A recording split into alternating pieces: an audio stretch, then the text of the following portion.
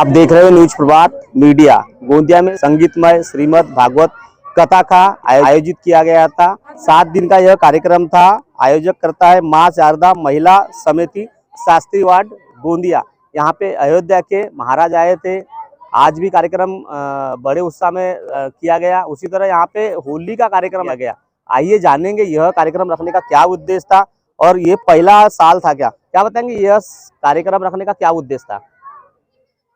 ये कार्यक्रम हम जैसे गोंदिया में एक भागवत हुआ था, हम वो भागवत में गए थे कथा सुनने। उनका पर्सनल था वो, तो हमको कुछ ऐसा लगा हमारे मन को कि पर्सनल करवाते हैं लोग तो कैसा खुद को ये समझते जैसे जो वक्ता आते हैं तो श्रोता भी तो चाहिए, तभी तो वक्ता को कथा सुनाने में मजा आएगा। तो श्रोता का जो हमको उतना सम्मान हुआ नहीं वहाँ पे, ऐसा हमको लगा। उनका पर्सनल था, इसीलिए हमने सोचे कि हम भागवत करेंगे तो पूरे मोहल्ले को पूरे दुनिया को सुनाएंगे और सम्मान के साथ बिठाएंगे उनको। और महिला इसलिए हम सार्वजनिक के रूप में करेंगे। मैं परमानंद जी महाराज अयोध्या धाम श्री सीता निवास जानकी घाट में रहता हूँ। महाराज जी पहली बार ही गोंदिया आए क्या आप? हाँ, पहली बार है। महाराज जी कैसा लगा गोंदिया आपको? बहुत अच्छा लगा, बहुत सुंदर लगा। कितने दिन का कार्यक्रम आयोजित किया गया था और किस प्रकार का कार्यक्रम हुआ, क्या बोलेंगे? 7 दिन का कार्यक्रम था श्रीमद् भागवत महापुराण कथा महोत्सव का, और जिसके आयोजक शारदा महिला मंडल समिति थी, शशिकला बोरकर जी और अन्य सभी जितने भी गोंदिया नगर क्षेत्रवासी, ग्रामवासी, शहरवासी, निवासी सब इसमें इन्वॉल्व थे। और बहुत अच्छे से श्रद्धावान बन करके सब लोग कथा में आए। कथा बहुत अच्छे से संपन्नता की ओर गई। कल इसका हवन इत्यादि होगा, यज्ञ इत्यादि होगा और महाप्रसाद इत्यादि होगा। सनातन धर्म के ऊपर क्या बोलेंगे आप? यही कहेंगे कि हमारे पाश्चात्य संस्कृति को छोड़ें और हम हमारे सनातन संस्कृति की ओर आगे बढ़ें। आजकल उस विषय में हमने काफ़ी विशेष प्रकाश कथा के माध्यम से डाला है। फिर भी यही कहेंगे पाश्चात्य संस्कृति को परित्याग करो और सनातन संस्कृति को अपनाओ, क्योंकि हमारे वही जड़ हैं, उन्हीं से ही हमारा कल्याण, हमारा उत्थान हो सकता है। अन्य चीज़ों से हमारे अंदर गिरावट के सिवा और कुछ नहीं आएगी। कुंभ मेले में क्यों जाना चाहिए, क्या रहस्य वहाँ पे? कुंभ मेला, वहाँ पर अमृत गिरा हुआ था, इसलिए ये जो प्रमुख स्थान और शाही स्थान होते हैं, इस स्नान को करने के लिए वहाँ संगम है, गंगा यमुना और सरस्वती की निर्मल पावन धारा है, इसलिए कुंभ जाना चाहिए। और 12 वर्षों के बाद लगा है, तो इस समय अगर हम स्नान करें तो समझ लो कि अमृत स्नान हमारा हो रहा है। और ऐसे अमृत स्नान करके अगर हम अपने जीवन को शुद्ध बुद्ध और कल्याणकारी बना सके तो इससे सुंदर अवसर फिर मिलता नहीं। 12 वर्षों के बाद लगता है। अब की बार तो 144 वर्षों बाद कुछ ग्रह नक्षत्रों का फेर करके 144 वर्ष हुआ है, नहीं तो प्रत्येक 12 वर्ष के बाद कुंभ लगता है। काफी महाराज जो है अघोरी साधु वहाँ पे देखे जाते हैं हम लोग और कुंभ मेले में। बाकी वर्ष में मतलब कहाँ रहे थे, इसके क्या राज है? वो सब अपने अपने अखाड़ों में, गुफाओं में, किसी जंगलों में, या जैसे आप अभी वृंदावन के भांडीर वन में चलिए, बहुत विशालकाय जंगल है और जिसके अंदर आप जाएंगे तो देखेंगे इतने बड़े बड़े गुफा, उस गुफाओं के अंदर जो है वृक्षों पर ये बाबा लोग बैठे रहते हैं। आप भांडीर वन वृंदावन में चलिए, जहाँ पर भगवान कृष्ण और राधा जी का विवाह हुआ है, तो वहाँ जंगलों के बीच में बैठे रहते हैं, वृक्षों पर ही रहेंगे। नीचे आकर के भोजन बना खा करके जैसे टिक्कर पिक्कर चले जाएंगे, नहीं जल पी करके, पत्ते खा करके।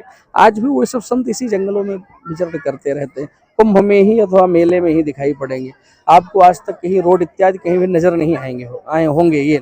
अब जिसके मन में ऐसी भावना आ जाती है कि हम साधु बन जाएं, हम नागा बन जाएं, हम सन्यासी बन जाएं, हम महामंडलेश्वर के अखाड़ों में चले जाएं, हम ये अखाड़ों में चले जाएं, तो अपनी अपनी भावनाएं जिसमें अच्छी होती हैं व्यक्ति उसी में जाता है और जाते के बाद उसी में एकदम प्रफुल्लित रहता है, प्रसन्न रहता है, उसी में गदगद रहता है। बोलेंगे यह शारदा उत्सव समिति महिलाओं की समिति है, उसके द्वारा जो कार्यक्रम को आयोजित किया गया था बड़े पैमाने पर, क्या बोलना चाहेंगे इस अवसर पर? इसके लिए यही है कि जो आज ये भागवत रखा गया है, इसके माध्यम से एक हमारे समाज को भी बहुत अच्छा संदेश जा रहा है।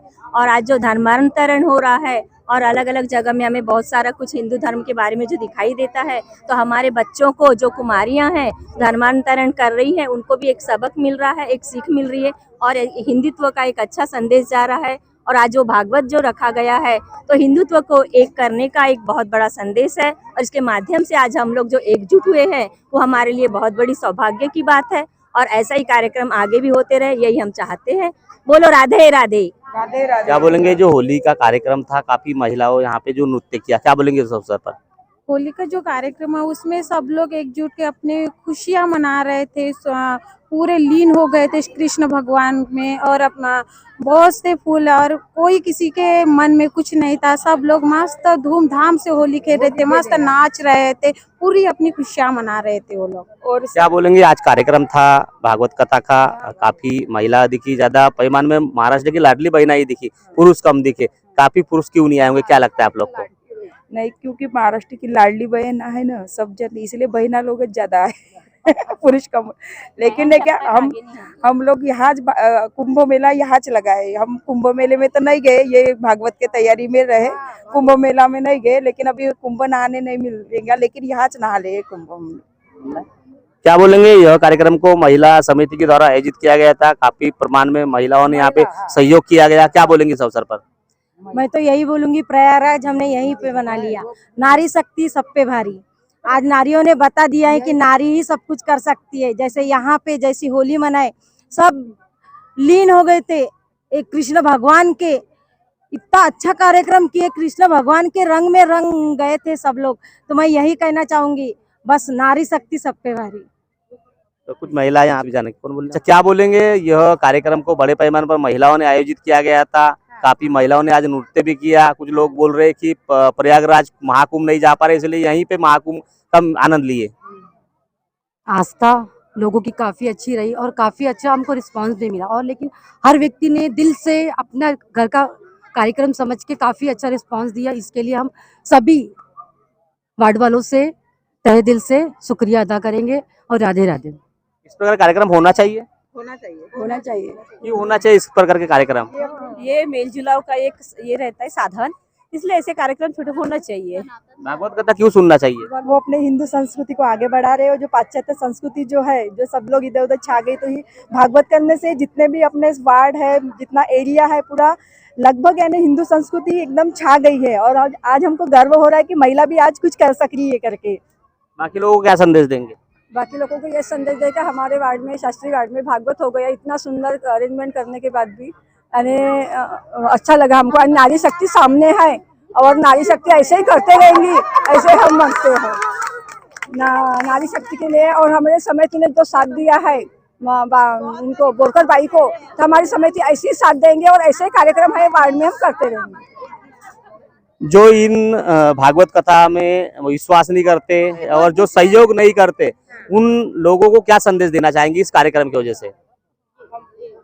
वो देंगे, महिला भी ये काम कर सकती है, आगे बढ़ सकती है, सबकी शक्ति और मिलके। हमारा शास्त्री वार्ड पावन धरती बन गया यही ये तो हमें दिखाने की कोई बात नहीं है, जो आज का माहौल देखकर लोगों को यही समझ में आ गया कि अपने आप में ईश्वर क्या होता है और हिंदू संस्कृति क्या है, ये सब में से ज्यादा हमें समझ में आ रहा है। और महिलाओं का जो योगदान है वो सबसे अच्छा है, और जब महिलाएं एक शिक्षित होती है तो परिवार को शिक्षित करती है। उसी प्रकार यदि महिलाएं धर्म में आगे बढ़ती है तो ऑटोमेटिक पुरुष भी उनके साथ कंधे से कंधा मिलाकर चलते हैं और पीछे आगे आते ही हैं। और उसके साथ जो आज हमारी बालिकाओं को एक नया संदेश जा रहा है, और वो पॉजिटिव संदेश जा रहा है कि अपने हिंदू धर्म की रक्षा करो, हिंदू धर्म के साथ रहो और हिंदुत्व को एकता में बांधो। और जो हमारे प्रधानमंत्री मोदी जी, योगी जी आज कर रहे हैं, और आज गंगा का जो हर हर गंगे चल रहा है, वह भी एक हमारा एक पॉजिटिव संदेश है। और उसके साथ हम सभी महिलाएं एक साथ है और अपने हिंदू धर्म का बहुत अच्छा विकास हो, बढ़े, हमारा हिंदू धर्म आगे हो,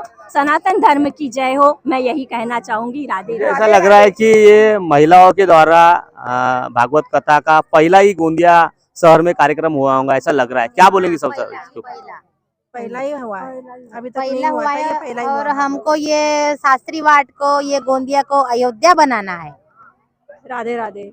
गोंदिया की महिला समिति, शास्त्री वार्ड महिला समिति द्वारा 10 तारीख से 16 तारीख तक के श्रीमद् भागवत कथा का यहाँ पर आयोजन किया गया।